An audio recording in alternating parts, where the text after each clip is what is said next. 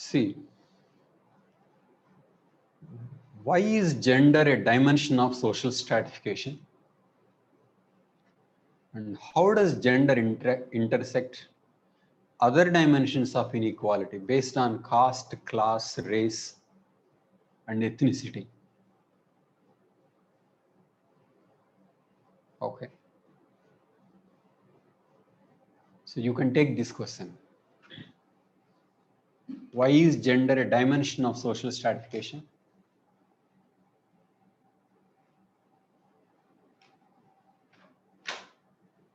And how does gender intersect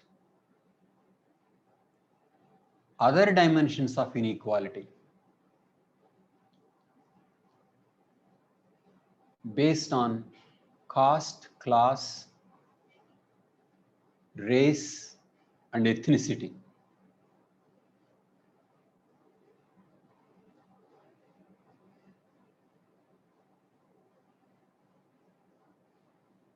Caste, class, race, and ethnicity.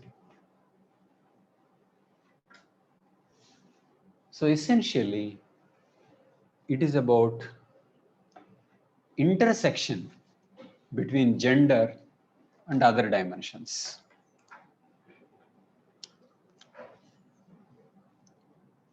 Gender, caste, class, race,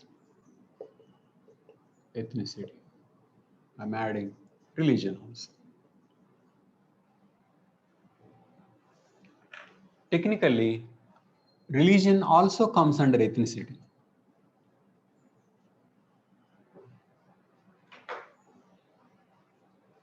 Religion is an aspect of ethnicity.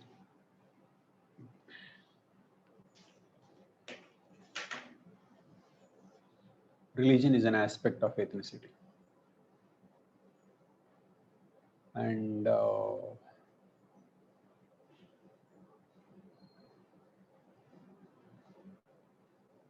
so tell me, so this is about application.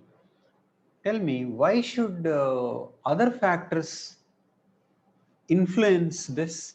This is about gender hierarchy. Gender hierarchy.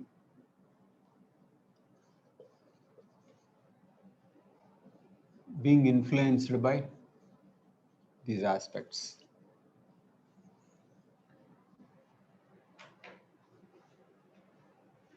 Okay. Of course, you will know more about this as we do more topics. But from what you understand, tell me why these factors should influence at all. I mean, we are going to do them in detail, but at a preliminary level, you can tell me how these factors influence gender hierarchy. Haram, can you take any one factor? But do you get this question? It says, why is gender dimension? Why is gender a dimension of social stratification? And how does gender intersect other dimensions of inequality based on caste, class, race, ethnicity? So, intersection between gender hierarchy and other dimensions. So that is to say, how these things contribute to gender hierarchy is an issue. Haram, you want to say something? Yeah. So I think these are some of the pillars on which the gender hierarchy is based. So all this caste, class, race have. Are you able to listen to me? Am I audible? Let me see if there is a problem from my side.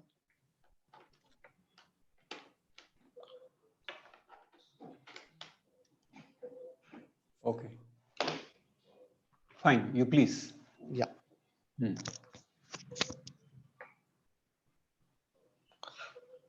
So I think all these 5 things. Am I audible? If you switch on, you are cooperating with my class because I'm just trying to survive this online. Okay. Ram. Am I audible, sir? Very much. Yeah. So I think this caste, class, race, ethnicity, and religion are the instruments through which gender hierarchy is strengthened or promoted.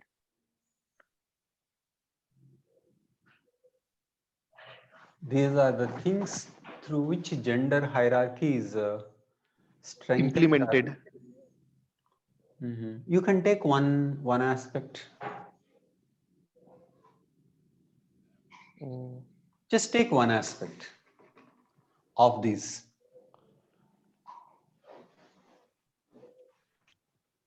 uh, So, so if we take Hmm. religion, so religion has some rituals. That rituals are to be performed only by men. So as a result of which the gender hierarchy is created. So men is given more importance through rituals. So you mean to say religion may strengthen gender hierarchy? Yes.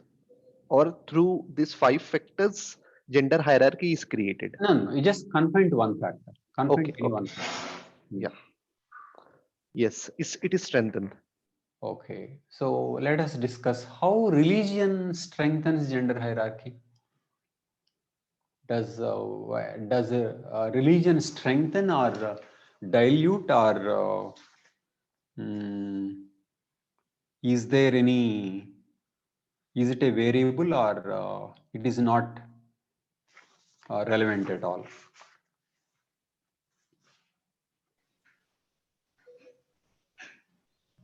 Okay, that's a question.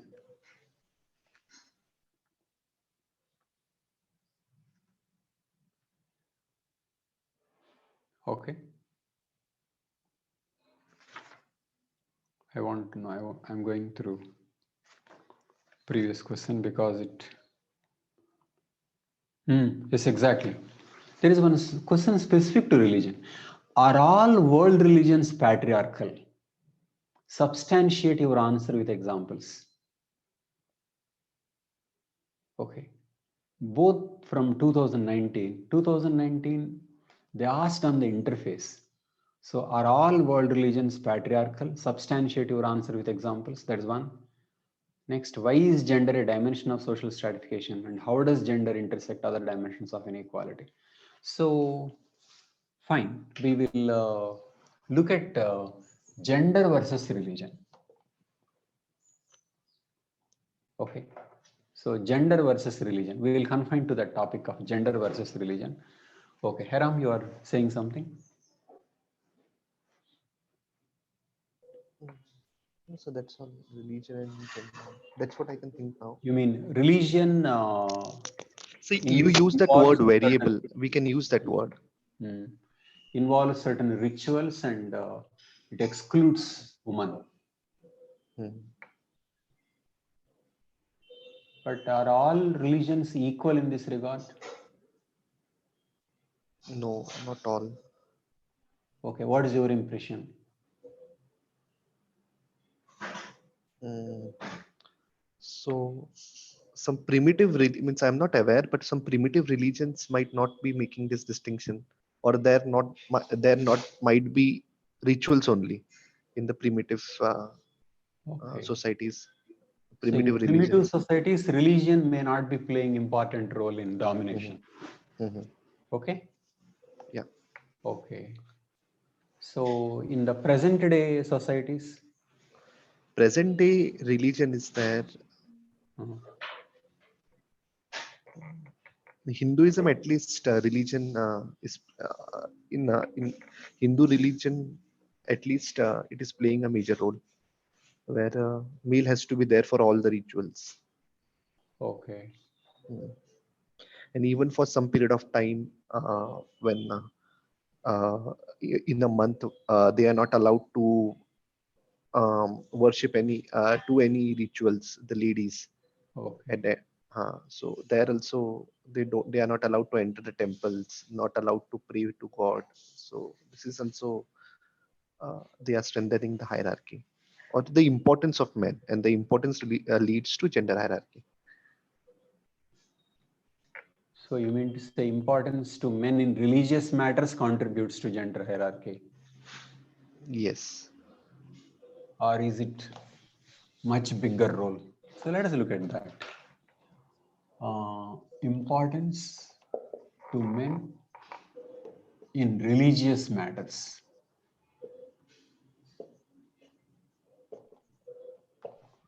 So that is one point he is talking about. If men are given more importance in religious matters, it strengthens gender hierarchy. Okay, but do you think that is more important point? What may be more important point? Deepika, you have something to say? Sir, I think they are justifying suppressing women by using religion. Okay, So that's why they have made some religious rules which are not in favor of women. exactly. Rules rules are leading to gender hierarchy. Religious tradition is hierarchy influencing, isn't it? Sati Anasuya, Sati Savitri, what do they talk about? How important is chastity? And even if man is like this is what you should be doing. So don't you think it is the religion that it is saying what is the role of man and what is the role of woman? So religion is a source of morality, and that morality is hierarchical. Who should obey whom? Who should be pure? To whom chastity is important? Okay, so what is the role of wife? Role of mother? Can a woman talk back? Can a woman go out and do this business? So what is the source of all those do's and don'ts? Religion. So religion historically is a very important source of morality. Religion is a very important source of morality. So do's and don'ts related to what woman is expected to is coming from religion. Tell me, how is tradition being carried out from generation to another generation? It is religion. Religion offers the moral force, heaven, hell, goodness, badness, to convey what a woman should be and what a man should be. So a lot of moral code is about gender, and that moral code has the sanction of religion. Patriarchy is not possible without religious sanction. People finally trace morality, final questions on morality, to religion, because it is religion that talks about what is good, what is bad, what is beyond life, heaven, hell. So religion is the last point. It is not law, it is beyond law. So patriarchy comes through religion. And different religions can have different extent of support to different levels of degrees of support to patriarchy. Some religions may be more patriarchal than others. Okay. But invariably, religions which were based on tradition were usually patriarchal. I have not come across any religion which talked about equality of rights. They may have used the word equality, but in practical sense, where woman and man and woman are considered equal in terms of economic opportunities. Okay, so equality, critiquing of domination, woman empowerment are all these processes of modernization. So woman empowerment is an aspect of modernization. And modernization meant moving away from the old traditional structures, which included religion.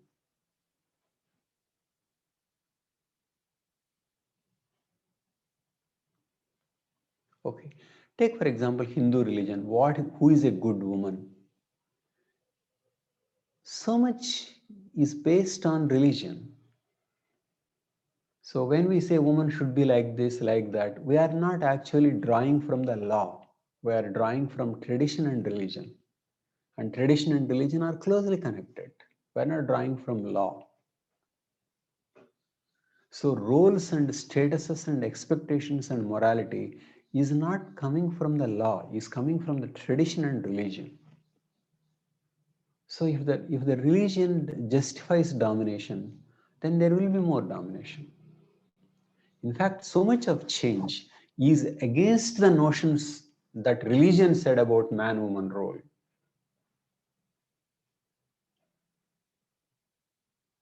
Okay. So take socio-religious reform movements, abolition of sati, widow remarriage. What was all that about? They were all socio-religious reforms, social reform as well as religious reform, because religion was giving sanction to them. And after independence, Hindu Code Bill was passed. Okay, so what are all the issues more specifically about woman and family? Okay, it is about property. Whether woman will get the property from her father or not, and what share. This is one issue. Okay, only modern law made women get equal property as man, but previously it was not there. And then divorce. They get married. Under what circumstances one can divorce? And who has freedom between the two? And then once divorced, how about the custody of children and maintenance?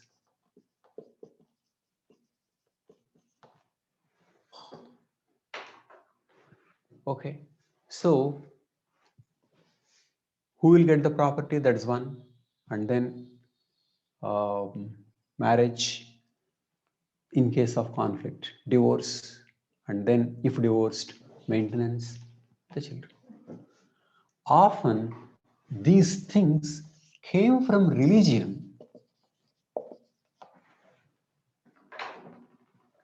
So Hindus have certain traditions, Christians have certain traditions, Muslims have certain traditions, Parsis have some traditions.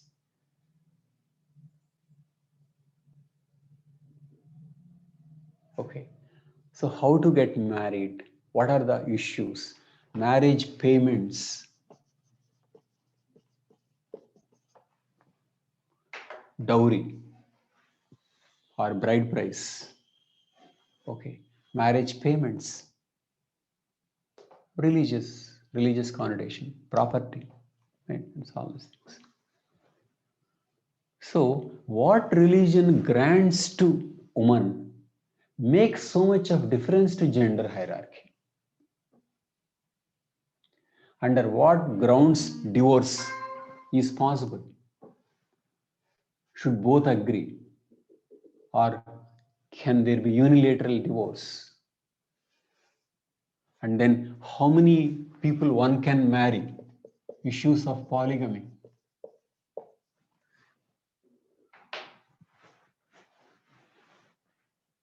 Okay, so property, how many one can marry, marriage payments, divorce laws, custody of children, and maintenance of women. Okay, these are all coming from religion. So Hindu marriage or Hindu personal law is different from Muslim personal law, Christian personal law. And in India, not only in India, in many other places, constitution doesn't dictate these things to the members of the society. Because modern constitution is based on, I'm just looking at things broadly. Modern constitution is based on fundamental rights. Modern constitution is based on giving limited role to government. Limited role to the government. So we are managing things in our own way. State will not interfere in our things. Okay. And in some other things, you can have your own. But otherwise, in many aspects, leave it to us. Fundamental rights. And when you say leave it to us, different cultures have different rules, which includes multiculturalism, pluralism,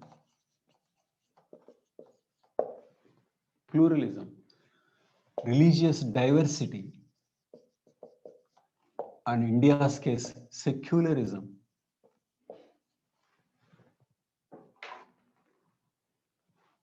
Okay, so I'm just giving an overall framework of marriage, woman, and the nature of the state. So modern state and democracy meant that the state is supposed to have limited role. State role is limited to the extent that individual is not, it is expected to see that the individual is not curtailing others' rights. If individual is doing things to himself or the groups to themselves, then the state is not supposed to intervene. So what is Indian Constitution? Fundamental rights, limited role to the government. People are free to do the way they want to do. And then different religions, different practices. How will they get into, how will state come and alter these things? When the state thinks, but there is something like a constitutional framework, and if these laws are violative of certain basic things about the constitution, constitutional values, then state can intervene. And one such constitutional value is equality. Equality, liberty, fraternity are constitutional values. And in Indian Constitution, equality meant equality between man and woman too. So we have come to the agreement that you have your own laws, we will not interfere, but we will try to see if they are essentially gender just. Equality promoting, because equality promotion is a part of the constitutional arrangement that all of us agreed, regardless of your religion, tradition, and custom.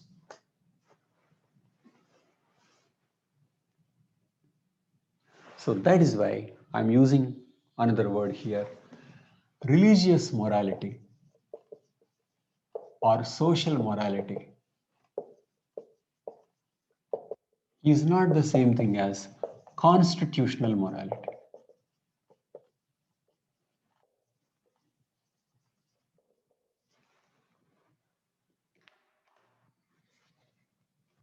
Okay, I want you to be familiar with these words.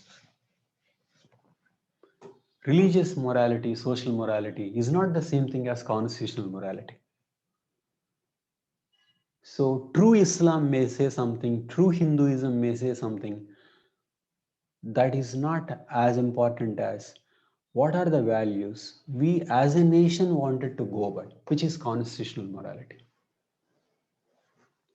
So justice and equality and liberty are aspects of constitutional morality. And within that constitutional morality, people are allowed to have freedom. And which means people as individuals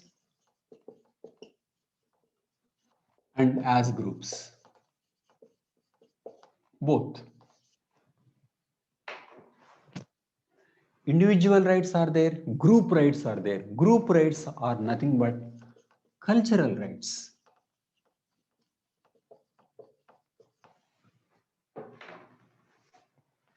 Right to promote their own culture, their mother tongue, their religion.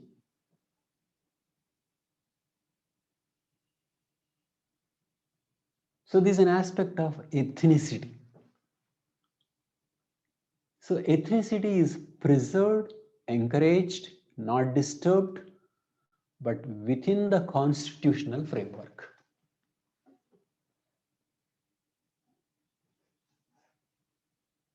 So this is the arrangement. For example, law on secularism. Okay, it says on religion, it says that people have fundamental rights. People have right to practice their own religion, but subject to public order and morality. So right to religion, right to religion.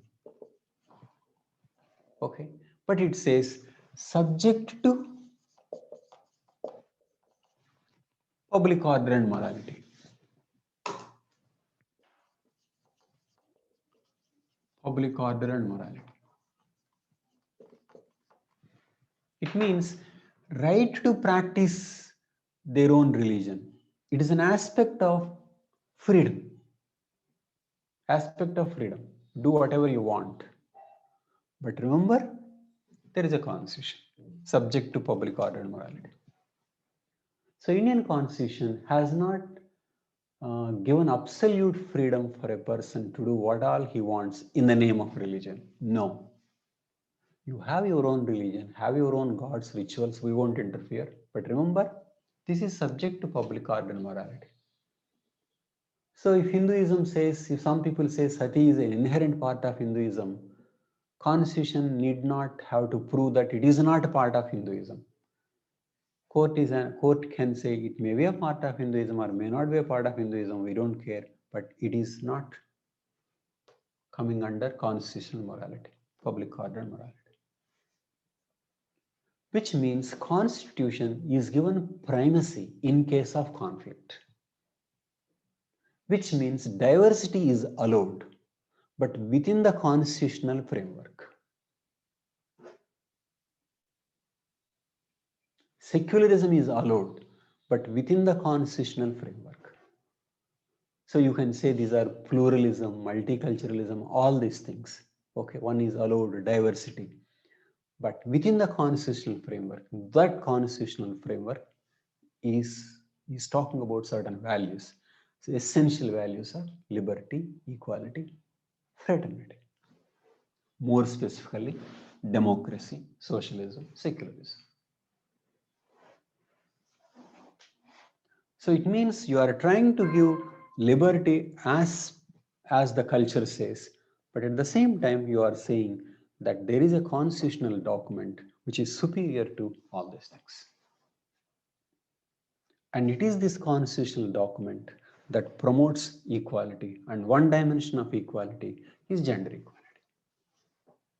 So if the religion is talking about hierarchy, gender hierarchy, justifying gender hierarchy, then it comes in conflict with the constitutional values.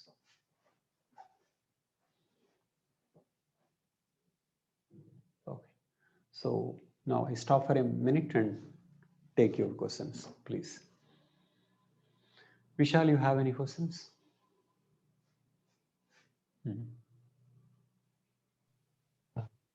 No, sir. Is this framework clear to you? Yes, sir. Sweta? Yes, sir. Are you able to follow these words? Pluralism, Yes, sir. multiculturalism, constitutional morality. Why I use these words is that you don't have to read much under that word. Okay, if you are clear about these words, you will use different examples. I'm going to do Muslim related issues, but in a way that you can use at many places. You don't have to be asked a question on that particular Muslim issue, but you can write about it anywhere. Okay. Okay. Deepika, Yes. anything to say? Supraja, you have any questions? No, sir, all clear. Fine. Okay. Now, now come to specifics of religion.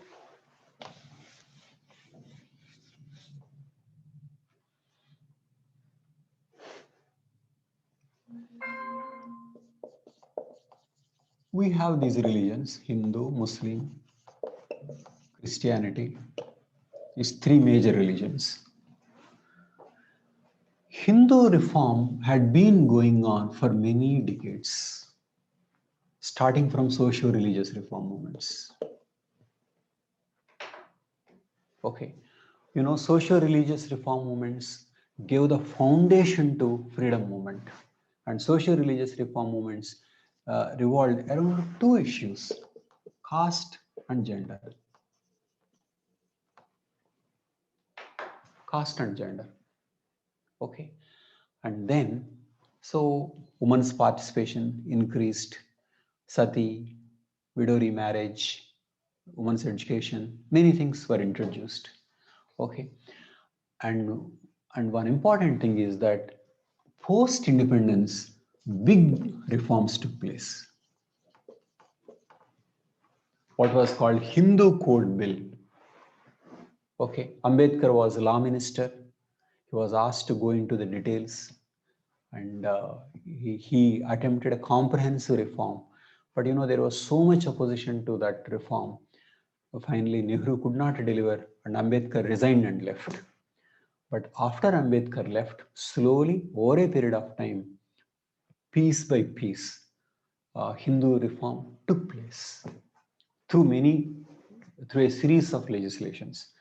So Hindu women have much better rights, much far superior rights compared to their tradition in terms of property distribution, in terms of divorce, in terms of custody of children, in terms of alimony and polygamy banned. Okay, so Hindu woman hugely improved. And you will see later, Christian women also hugely improved. So today we are going to look at Muslim women. Okay. Here you can also look at the interface between politics and religion. So essentially, somehow it happened like because polity is controlled by Hindus, Hindus took initiative to reform their religion. But when it came to Muslims, they couldn't. This is what happened. So, in fact, there is a proposal for uniform civil code in the constitution itself. Uniform civil code is not the same thing as reform of personal law. Uniform civil code means is one for all. That may be against diversity. So one need not support that. But reform within gender justice norms took place for Hindus, but Muslims, Hindu leaders could not do that. It was felt like Hindus interfering with somebody else's religion. So somehow it came to think that Hindus passing a law regarding Muslim matters came to be seen as state interfering with religion, which it was not supposed to.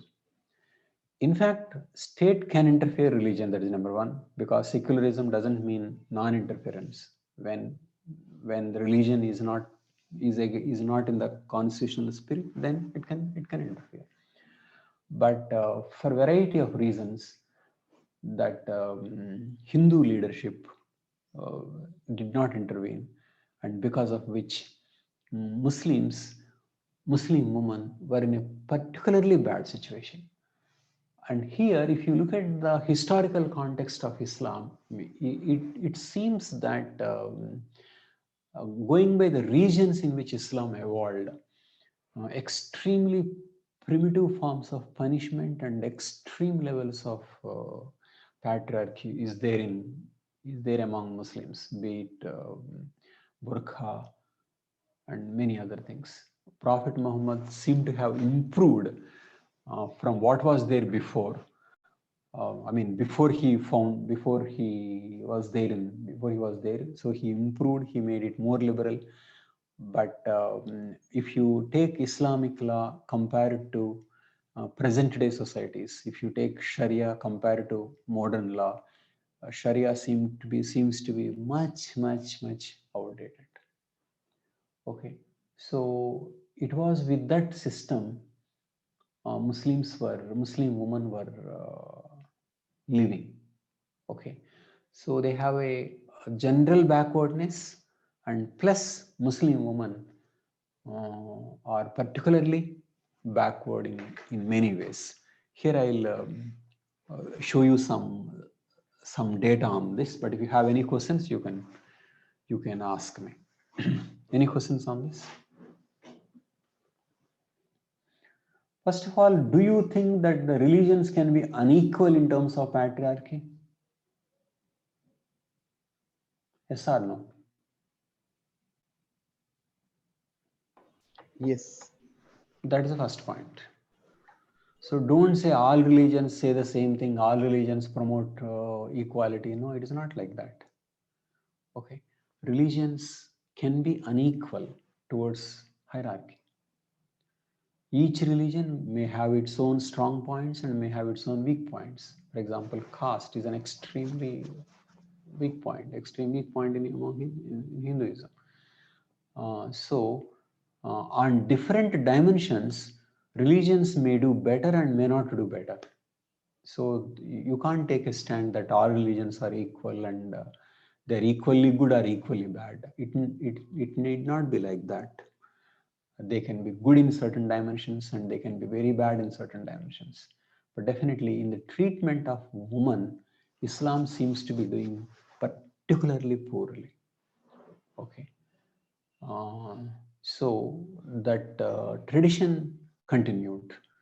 Okay.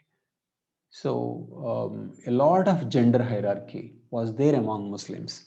So I want you to quote this particular study. I am giving you certain basic data. I'll show you a slide. Okay.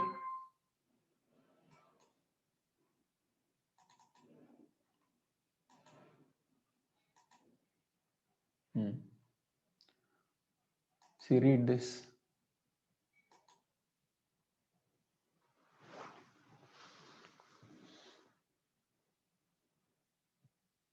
This is about the status of Muslim women. A survey of 4,710 women from 10 states. 78.7% were homemakers, huge chunk. 7.9 worked in organized sector and remaining in unorganized sector. 73% had family income of 50,000, family annual income of 50,000. And 15+% of women married below 15 years. 55% were married below 18 years. Maximum belong to Sunni, 87.6. Okay. And 53% faced domestic violence and 82% did not have any property in their name.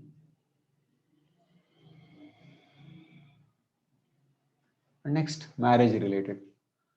More than 40% of women received less than 1000 rupees as mahar. Mahar is what man gives to woman. More than 40% received less than 1000 rupees. It's almost nothing. 91% of women spoke against polygamy because in Islam, man is allowed to marry 4 wives. And of the 525 divorced women, 65.9% were divorced orally and 78% unilateral. So oral divorce, talak, talak, talak, 78% unilateral. Unilateral means woman decision was not involved. And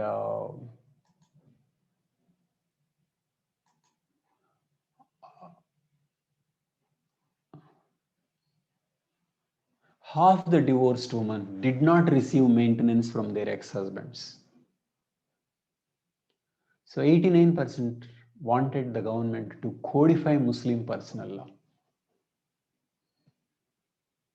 Okay. So,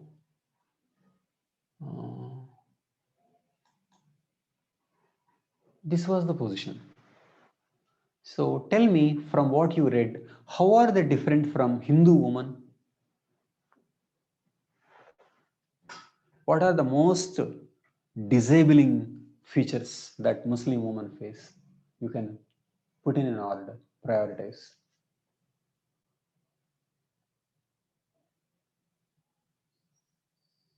Vishal, you can answer. Polygamy, particularly polygyny, particularly. Polygyny, yes, that's fine. But let me tell you, why polygyny there? Because religion allows. Religion allows. Okay. Now, in fact, it is, you can't say Hinduism doesn't allow. Hinduism also allows. No, it allows, but I guess, and in the modern Hinduism, I guess one after the other. One of the? I mean, like Muslims, there's a limit in Hinduism, I think. How? What is the limit? Like 2 wives, I guess. The Where maximum does it say 2 wives? I don't know. I heard it like in the modern laws. Actually, I don't know if it is related to Hinduism or the present laws. That is law. It is not Hinduism. Okay. It is law. You can't say modern Hinduism allows 2 wives. No. But there is a reform in Hinduism, so how can we say? So Hindu personal laws are reformed by constitution through law. Whereas Muslim personal laws were not reformed. That is the difference. You can't say Hinduism allows only monogamy. No. Many Hindu gods have multiple wives. Okay. Krishna is supposed to have 16,000 wives. Only Rama, only one wife. And Pandavas, polyandry plus each person has more than one. Okay. So you cannot say Hinduism doesn't allow. It is just that law for Hindus doesn't allow. Hindu personal law doesn't allow. Okay. But let me tell you, is it polygyny that is a problem to Muslim women? Because a man is allowed to marry doesn't mean they are actually married. What is more important is that unilateral divorce. Are you following? Unilateral divorce is the most serious problem. Haram, you want to say something? Yeah. Oral divorce. Oral divorce. Oral divorce. Oral or written or whatever. Basically, it is unilateralism. Quick and unilateral. Sometimes a woman is not there. And so they go to a qazi and they mention, and the qazi announces that this is as good as divorced. and then, which means he can pay only for monthly, 3 monthly maintenance for 3 months. And he needs to take care of children only if the children are below 2 years or something like that. And then he can go to Gulf or other places and marry. It means a man, Muslim man, can go to a religious authority, Qazi, and then say, I divorced, and there it ends. Woman has no role in this. Woman may not be there, present at that place. Whereas among Hindus, man cannot divorce like that. He has to go to the court. He has to, court procedure is there. There is a law. Woman's consent is there. Woman's consent is not there. Then if it is consent, there is a procedure. If there is no consent, then it can be a huge litigation. Okay, what happens if woman doesn't agree? Essentially, man cannot legally marry another woman. Whereas among Muslims, man can legally marry another woman. He can marry 4 women like that. So unilateral divorce is part of Islam, and marrying 4 part of Islam. Why 4? Because Prophet Muhammad married 4 and then he said not more than 4, and so 4 became the rule. Okay, and marriage among Muslims is supposed to be a contract. So they keep saying contract, but we need to ask contract for whom? Probably it is a contract from only for a man, but not a contract for a woman. Okay, it is an unevenness in this. So, and then there is no maintenance. There is no maintenance, and there are no laws related to custody of children. Of course, mostly they are left to women. So, woman has to take care of herself, or her close relatives have to take care of woman and the children. Man goes free without any obligations. He just pays 3 months of maintenance allowance, and then he goes free. So to most Muslim women, this is a extremely undesirable and an evil. Okay, so why didn't the state enact anything till now? It is because it was seen as a Hindu interference in Muslim affairs, because rulers basically belong to Hindu religion.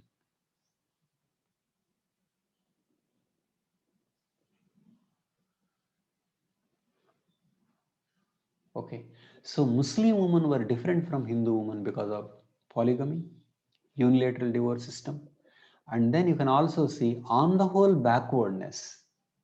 Okay, very few are working. Most of them are homemakers, and their income level of the family is low. And later we will do Sajjar Committee report. From Sajjar Committee report, we know that Muslims on the whole have become closer to OBCs.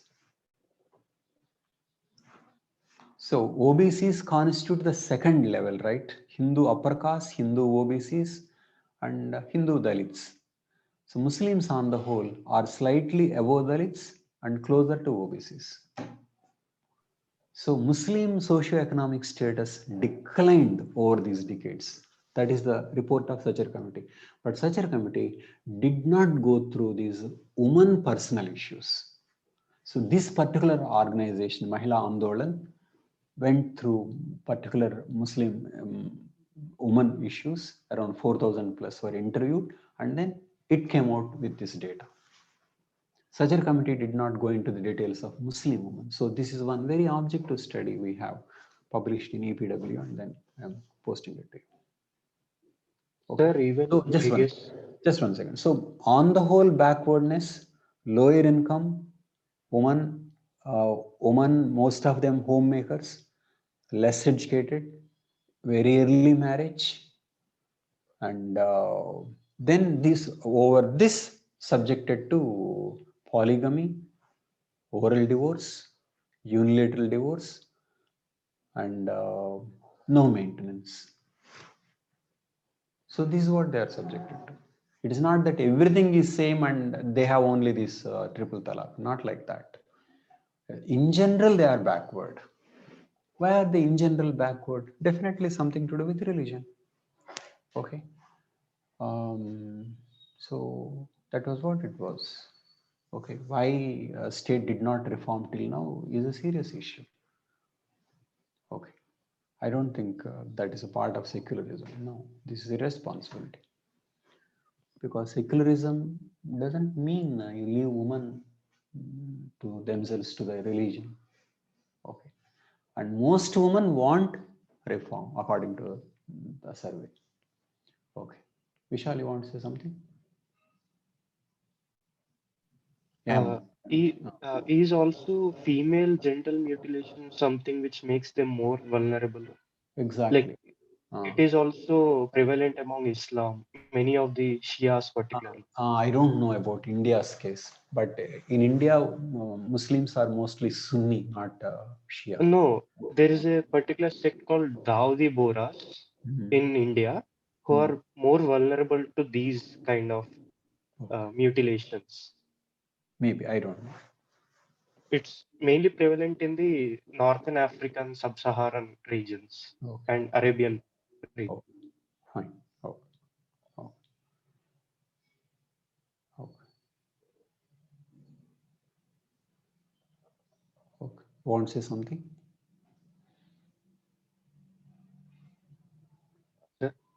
Anything you want to say something? Or No, I was clarifying that is it also a reason for the vulnerability? that adds to the vulnerability. But I'm saying that I don't know statistically how much is there in India. That's what I'm Okay. saying. Definitely it adds to the vulnerability.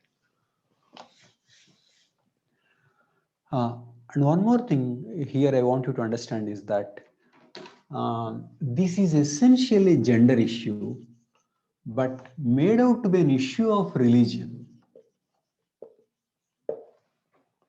and made out to be an issue of secularism, communalism.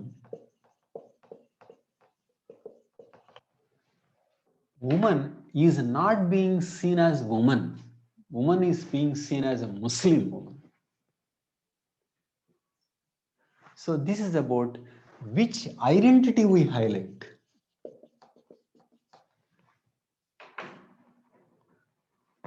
A woman, Muslim woman is seen as a Muslim and not a woman.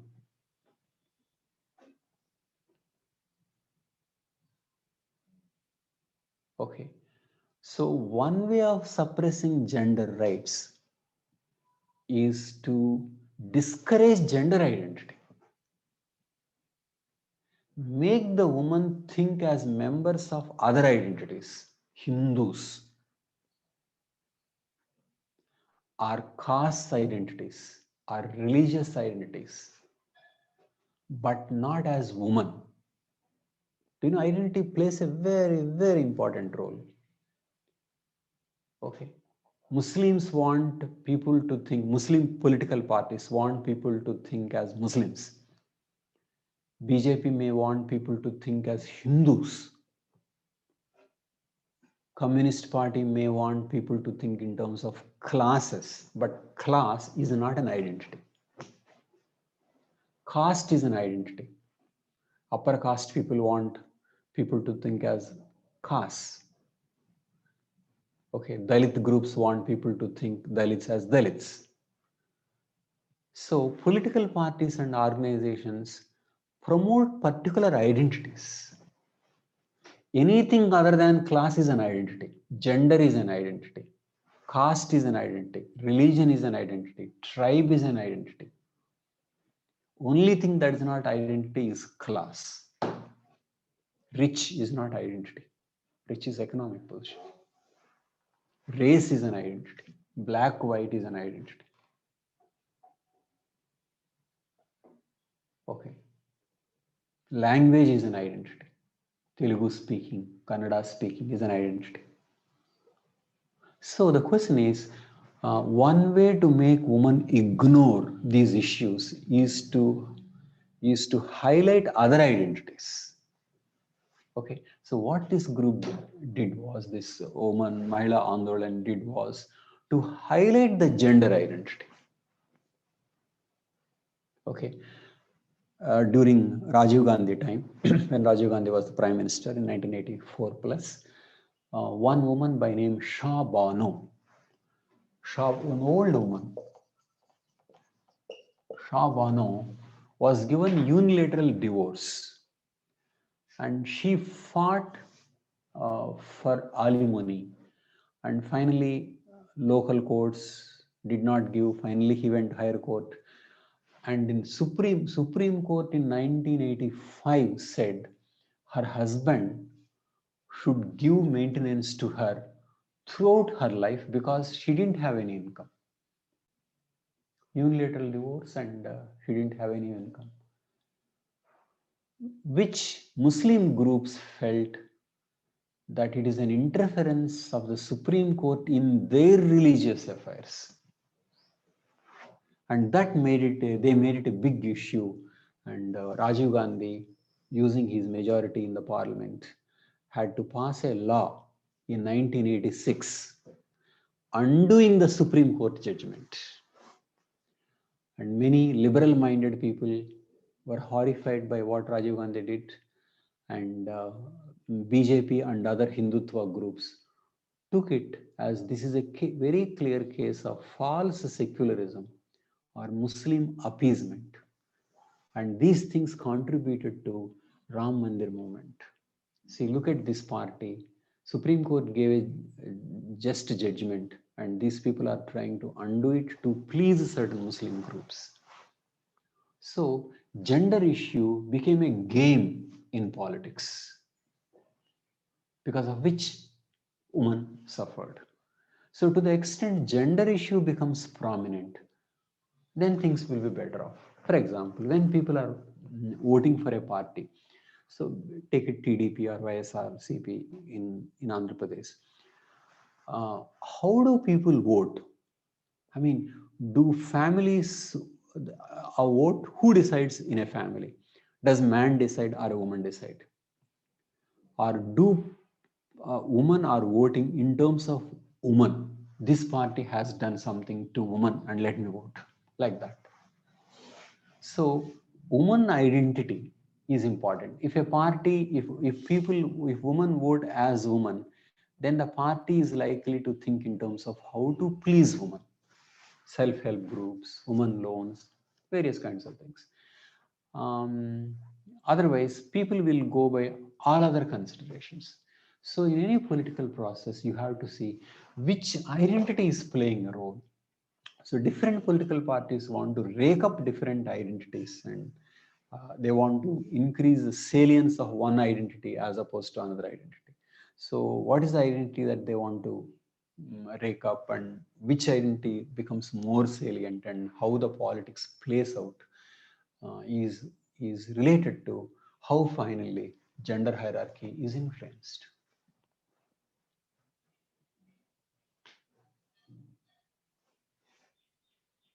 Okay, is it clear? So this is how gender is intersecting with other things. This is about gender versus politics, gender versus religion. Giving importance to religion instead of gender is an issue. Why it has to be like that? So this is how sociology deals with identities and the conflict: gender versus religion, gender versus caste, gender versus class, gender versus tribe. It is about intersection of different identities and how they play out and what outcomes do these give rise to, and how these identities are impacting the state, the nature of the state. Is it clear? So, Huh. so why you said that class is not an identity? Because identity is something fixed. Something fixed. Class changes when one income changes or one's occupation changes. Class is interest based. We'll discuss anyway. From Monday, our Okay. class is going to be class and caste stratification. Okay. I mean, from Tuesday. So now, as you said, that the issue is about choosing the right identity for anything. Exactly. But so then, which will be the ideal identity that will that can be there? What do you think? maybe we can think about the issue. This is a gender issue and gender identity should be there. In some other case, caste identity may be more important, Okay, depending on the situation. depending on the issue. Okay. We're going to discuss when we do sociological thought. Some people said only this identity is more important. Okay. So, but I'm giving an overall picture. This is about identities. Okay. Now take this question. To what extent the Muslim Personal Law Board is in agreement with the Islamic feminist agenda? To what extent Muslim Personal Law Board is in agreement with Islamic feminist agenda? So what is meant by Islamic feminism?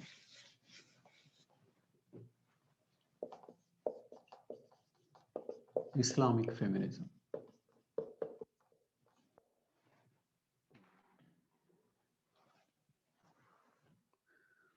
What is Islamic feminism? What is feminism? Any movement that tries to bring empowerment to women is feminism. Any movement that tries to bring gender equality is feminism. Okay. Islamic feminism is about issues related to Muslim women. Issues related to Muslim women. Okay. Now, I mean, actually what I'm doing is that I'm not simply confining to triple talaq. I want you to use it at variety of places. When you are writing on feminism, I want you to think about Islamic feminism. Okay, not simply about, because remember around 14% of Indians are Muslims. So when you talk about women, it can't be only Hindu women. It's a huge chunk of population is in Islam. Okay, so let us see, for example, how feminism handles religion. I am particularly interested in this particular organization and what it does. Okay, I'll give you the details of that particular organization.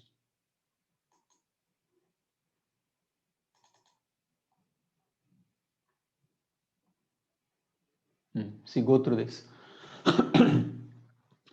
This is called Bharatiya Muslim Mahila Andolan, formed in January 2007.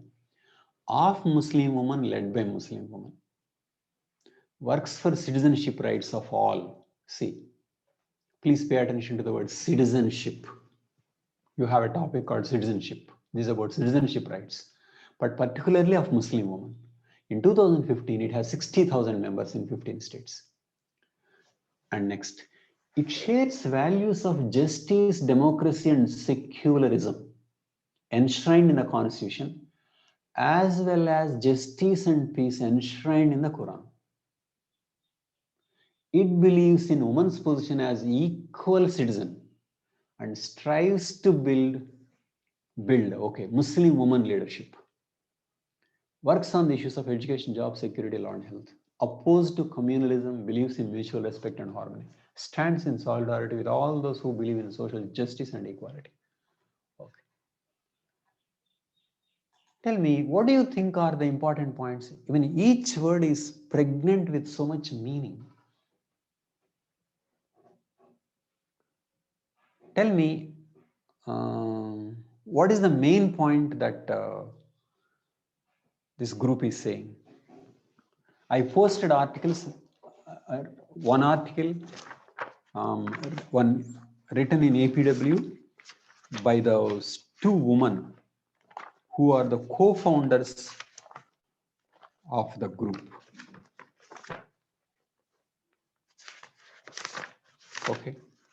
So tell me, what is Islamic feminism's, particularly this group, stand on Islam? They are Nuzehan, Safia, Naiz, and Zakia Soman. Okay, please remember them. Remember those names and the organization.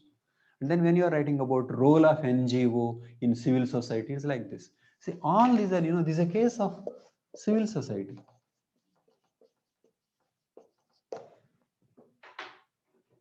Okay. When there are questions on civil society, write about them like this. So where are we? So tell me, what is it trying to do with Islam and as well as Constitution? What is its stand? Deepika, did you observe? It is trying to give it is trying to give citizenship rights to the Muslims instead of just confining it. I mean, instead of restricting them as per the religion, See, um, it wants to see, give the see what fundamental she is rights saying. Instead of restricting them, to religion, Muslim religion. It wants them to. It doesn't want the Muslim women to be compromising on the fundamental rights. tell me, is that right? Is her description right, Vishal? Deepika is saying it doesn't want Muslim women to be confined to their religion and it wants them to be free. Is that right? I guess to an extent, but they didn't mean to completely eradicate the religion. I mean, No, no, no. Any other answer? So what I meant was, in the process of following the religion, They should not be deprived of their citizenship rights, which are the fundamental rights. Have to be. Okay. So, so they are giving more importance to the fundamental rights. So And that is the issue. Okay, please pay attention to this issue. So does this group want Quran less or no and fundamental rights? Okay, constitution is important. Is it like that? No, So sir, Praja, you they want to just say something? No, sir, they just want Quran to be interpreted in a right way. So they want Quran to be interpreted in the right way. Yes. So what does it mean to them? They mentioned that Quran also, even Quran mentions justice and peace. Even Quran mentions justice and peace. So what are they doing? Yes, sir. But they're not following it. Exactly. So what is this group saying? Quran means women empowerment.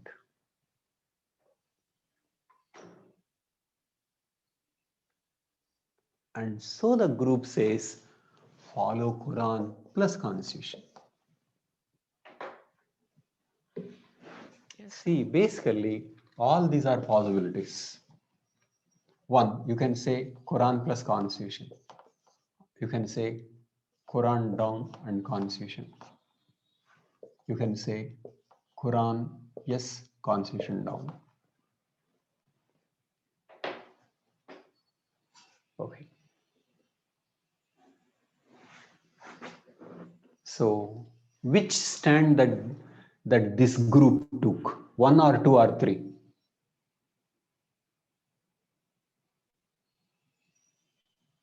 Deepika, are you following the distinction? I feel it's one, sir. It is one. Yes, sir.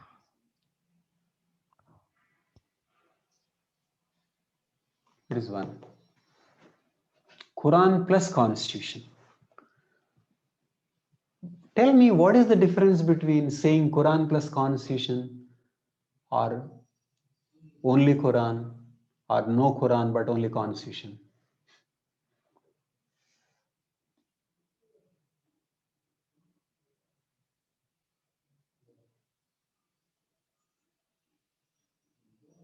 Are you following?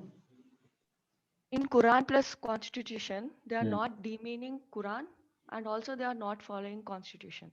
But whereas when you take third What? and In second, Quran plus constitution, they are not demeaning Quran, but at the same time, they are following Constitution. they as are well. following constitution. Not demeaning Quran, following constitution. Yes, sir. Whereas in this, They are towards Quran and not following like Constitution. no, second one. Quran down, constitution. Quran. No to Quran, Yes to constitution. Yes to constitution.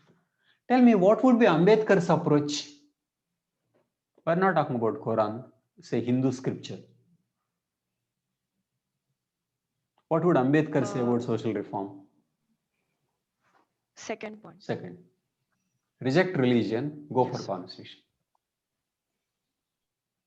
Yes, sir. Somebody else can say constitution is not important, but Quran is important. So Muslim clerical board can take this stand. Qazis will take this stand.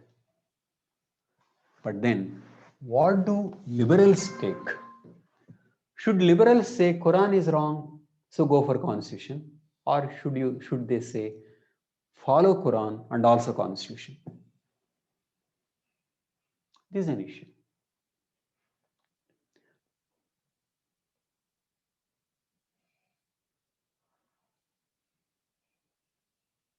Are you following? So what if Quran is restricting people of constitutional rights? So What is? what if Quran is constricting people, depriving people of constitutional Thank rights? you. So tell me, what if Quran is depriving? But who is there to say this is what Quran is depriving? Yes, that is an issue. But what if Quran is depriving? Yes. Reform it. Hmm? You have to reform it. But people oppose reform. They will say, "Who are you to reform?" Because the Prophet Muhammad, he said, was the last prophet. You can't reform. Take what is good from Quran and what is not good, take from Constitution. You can't be selective about Quran when this is a God's word. Interpreting it in a right way. Somebody, how can you? What is the right way? Like no, even in Saudi Arabia, Basically, we are in a situation where somebody beheads somebody and then says this is Islamic. So what do we do now? they are termed as radicals, and It is radicals not are about there in every. what is the word we use. What do we do? He says it is Islamic, and some people say it is un-Islamic. What do you do now?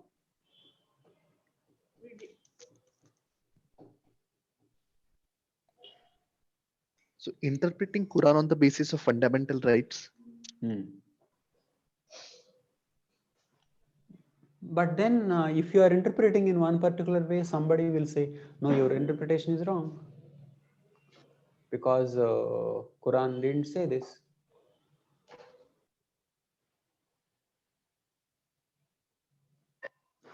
Isn't it?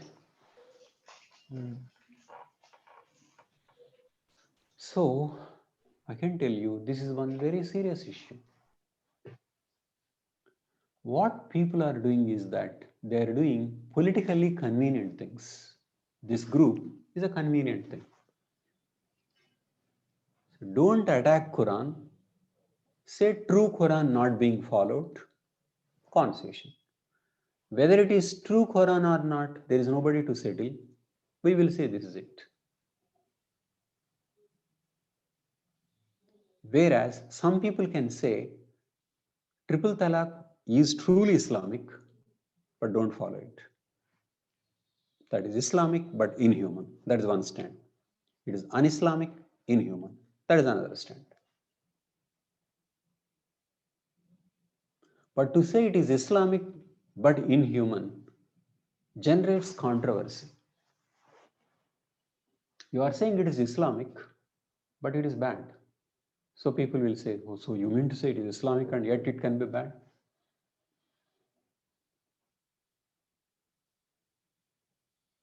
This is the issue. So Supreme Court also took the stand that this triple talaq is un-Islamic and unconstitutional. Why should they say it is un-Islamic and unconstitutional? Why can't they say it is Islamic and unconstitutional? Or we don't care whether it is Islamic or not, but it is unconstitutional.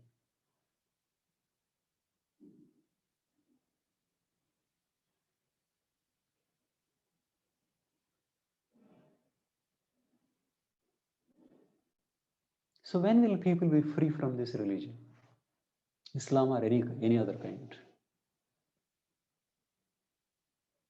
How long will you keep on interpreting? Because if you interpret this way, somebody else will come and interpret in a different way. So why don't you say beheading may be Islamic, or maybe it is Islamic, but we oppose it.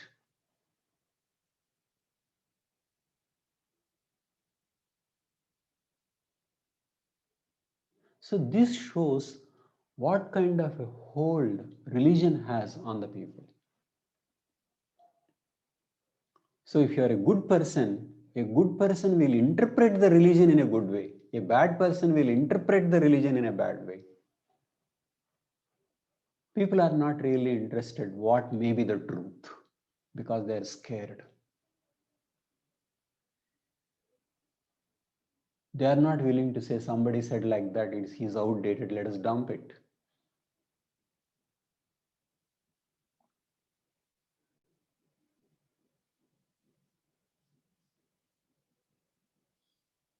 Okay.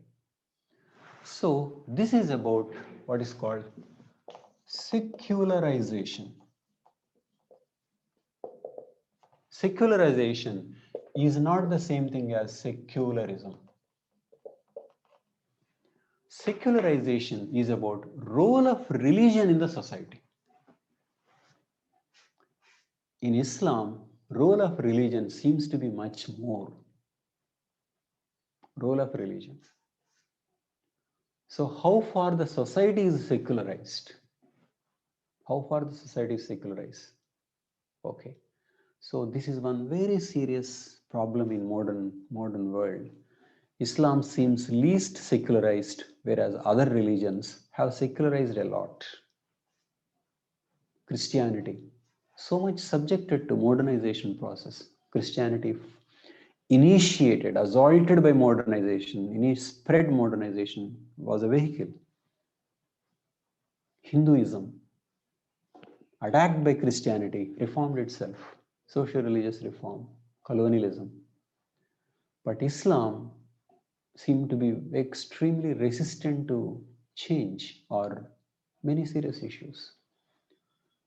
So that is why still some people have to say you have to go by Quran plus constitution instead of saying just drop this Quran and you are a human being and let us go forward as human beings.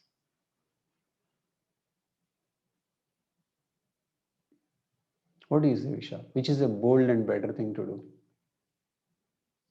Dump religion or interpret it? I think we cannot dump religion. Why shouldn't we dump? I think Why couldn't we found our one religion more suitable? Why should we go by one? No, sir, like I guess religion has something to do with society. Like it manages the society. Let us create a religion that is more appropriate to the society. Who will create it, sir? You create. Vishal says, I am the founder. You create. And if people find it sensible, people will follow you. Let each one be founder. It would be good if people follow, but we are. But like at least refuse to follow others, even if others don't follow you. I guess I don't know, sir, about new religion, but yes, sticking to After the all, old somebody one. founded them, right? So that's where we are. That's how religion has a huge hold. And we need to discuss these things. Somebody beheads, and the people are busy saying that it is un-Islamic, or some people are saying that no, he has the right to kill like that. What is all this? It's an extremely mediocre debate.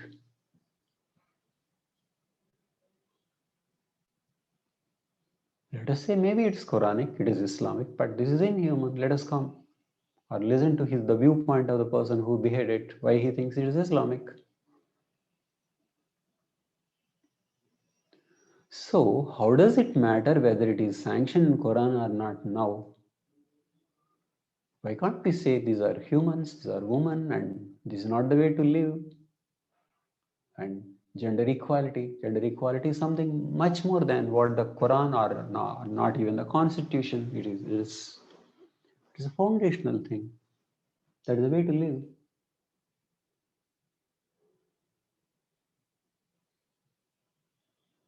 So when will man be free? If he goes on interpreting. Raja Ram Mohan Rai interpreted long ago. Vivekananda interpreted. When will this end? Let people say, yes, this is what religion meant, and that is inhuman. Sir, but I have a small issue, sir. But even the modern constitution is being interpreted time and again by the Supreme Court. That is true. That is why, So- but nobody holds constitution as supreme. Constitution is there for amendment. Constitution makers did not say this is the last constitution and you can't amend. But Constitution is there for amendment. So we should is say it constitutional values also are up for revision.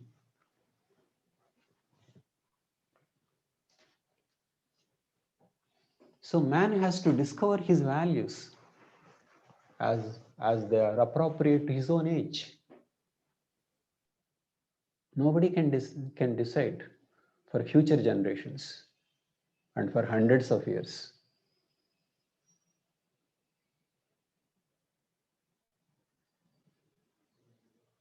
Man should be free.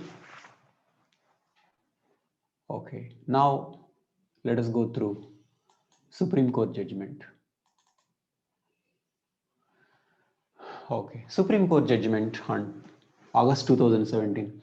SC struck down triple talaq as unconstitutional, and judges wanted a law passed banning it. And triple talaq was banned in more than 20 Islamic countries. And in 2017, Lok Sabha passes a bill making triple talaq a criminal offense with a maximum sentence of 3 years. Okay, and it was not passed in Rajya Sabha, but passed as an ordinance and it was implemented. And next, in 2019 July, this bill was passed in Parliament, that is both in Lok Sabha and Rajya Sabha, with some changes. That is, with some additions also. Muslim woman is entitled for allowance for herself and for her dependent children, and she can have custody of her minor children. And then it said only a victim or a close relative can file a case against triple talaq. And before man is given a bail, woman's hearing is needed. And then there is an option for compromise between husband and wife before magistrate. Okay. So the current status is that if a man says talaq, talaq, talaq 3 times, woman can go direct to the police station and give a case. And he can be jailed for 3 years.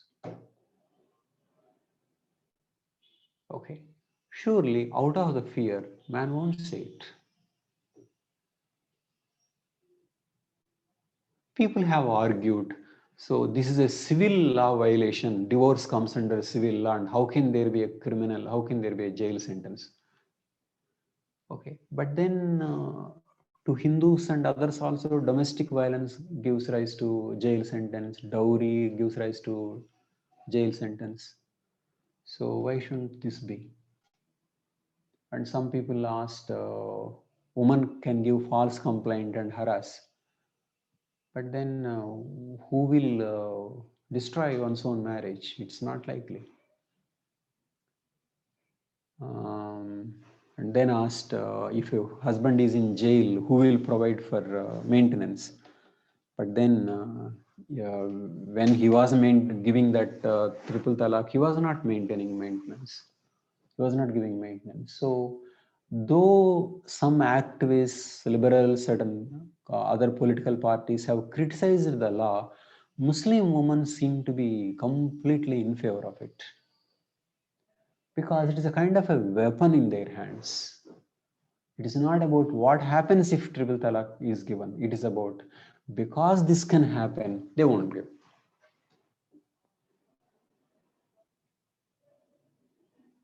Okay. So some people have questioned you, when did BJP come to develop such an interest in Muslim women? Okay. So they take it as a way to harass Muslim men or something like that. But that is not important here. Whatever may be their agenda, whatever may be their political aspirations, whether this legislation help Muslim women, that is a way to think, and it helps. Muslim women are very, very happy, excited about it. They are not worried about jailing their men. They are very happy that men will think twice, thrice before saying something. And when they say it, they used to get married again, or they go to Gulf. But now they can't do it because that invites criminal prosecution. So they can't go out and they can't marry. So Muslim women are more than happy. In fact, they are asking why only 3 years. It can be more. So liberals' argument and Muslim women's sentiments are not matching. It is because Muslim women are deeply hurt, and they faced this as a very serious problem, and they're too happy with this bill. Okay. So that is the situation. Is it against secularism? Okay, if you have any questions, you can ask me. Yes, assess the impact of ban of triple talaq on marriage and divorce among the Muslim community in India. It helps. It is a huge contribution to feminism, Islamic feminism. Okay.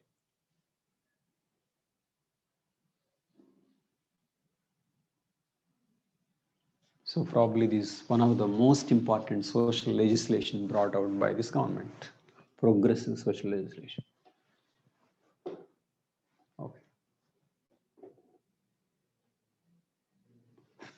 Okay. Any questions?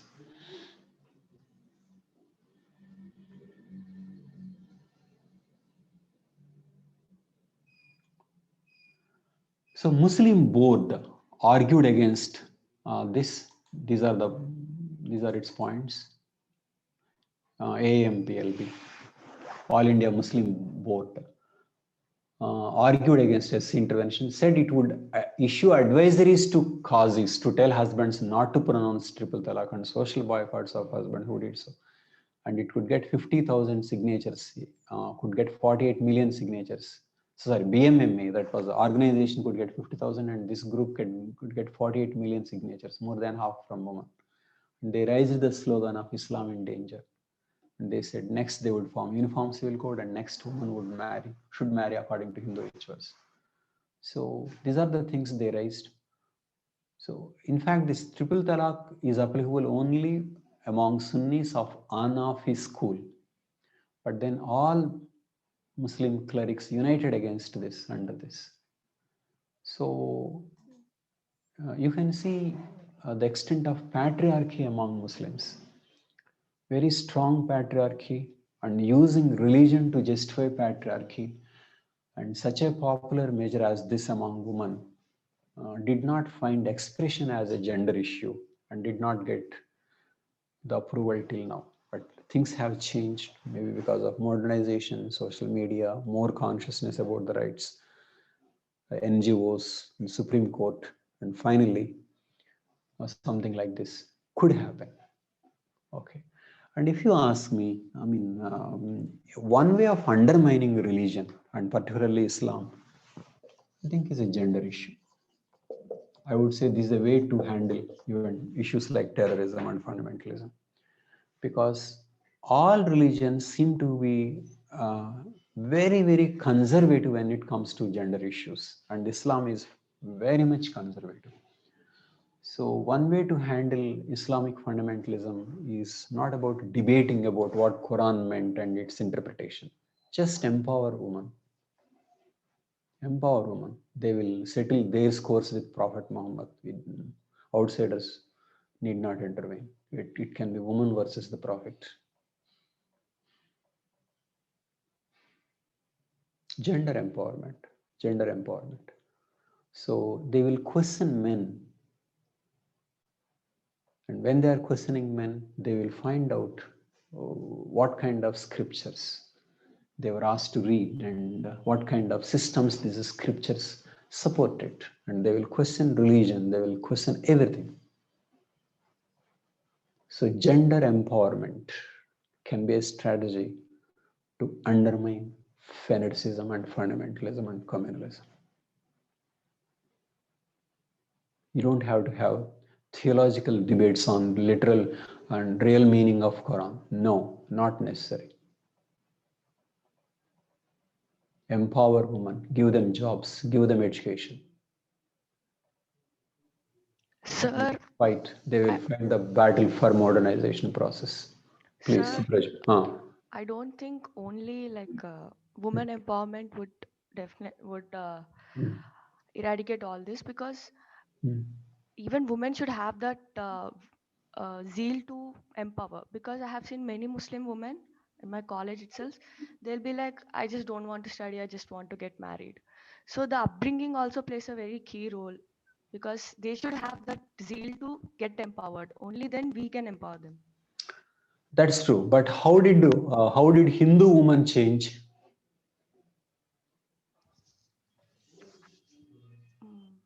Hindu women changed because some men changed, and after some women changed, and following them, many other women changed.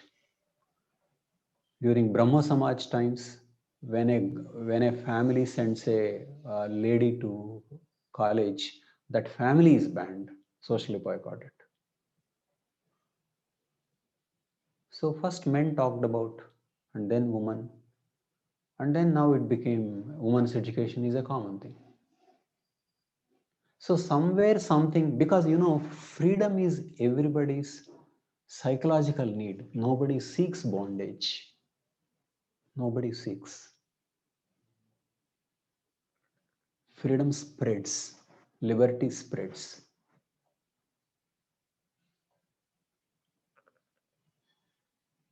When they, for example, exactly, argument, I'm not saying she's like that. This AMPLB people, they said, see, they mobilized more women in support of triple talaq. Does it make any sense? They said, we don't want. But why are they saying it? Because they're so ignorant. They don't know what they're talking about.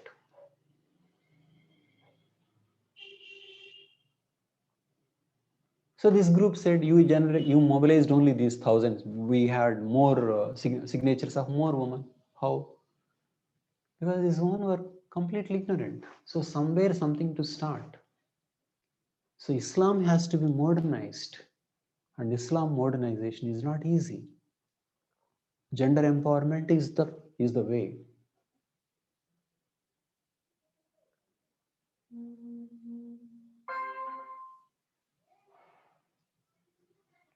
This is the shortest and most direct route, because it become very, very fanatical. And Qazis are saying that, okay, we ourselves won't follow triple talaq, but don't. But then they're saying it now, but why? Because of the pressure, like that. Remember, who will bring change? The beneficiaries of the change will bring the change. And who are the beneficiaries? Women. Men may have initiated something in Hinduism, but finally, who actually delivered, who made it a movement, who finally contributed to women's movement? It is not men, it is women only. Some change can come from somewhere, some initiative, but essentially, the beneficiaries of the change will carry forward that change. So patriarchy cannot be undermined by men. It has to be undermined by women. How did lower caste in India become empowered? Not because of the gift from the upper caste, but because of the fight of the lower caste.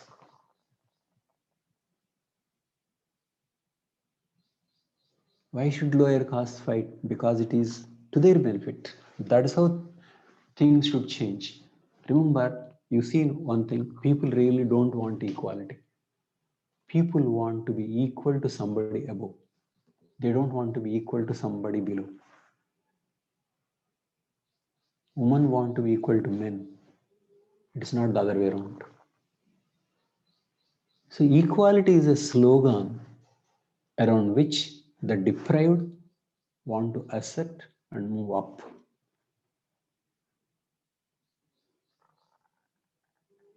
In the name of equality. And Muslim women will assert. It is just that the state should provide convenient facilities, ambience. So this is one first great step the world should learn, because there doesn't seem to be any shortcut to Islamic fundamentalism. Because this is uneven modernization. Other religions were modernized, improved much more, but Islam hasn't. So Islamic Muslim women are facing the worst. So be progressive, help, promote gender just laws, empowerment. Okay, then they will settle scores with the religion.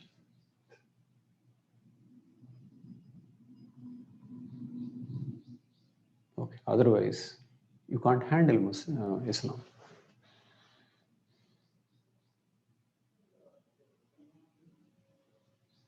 Haram, you have something to say?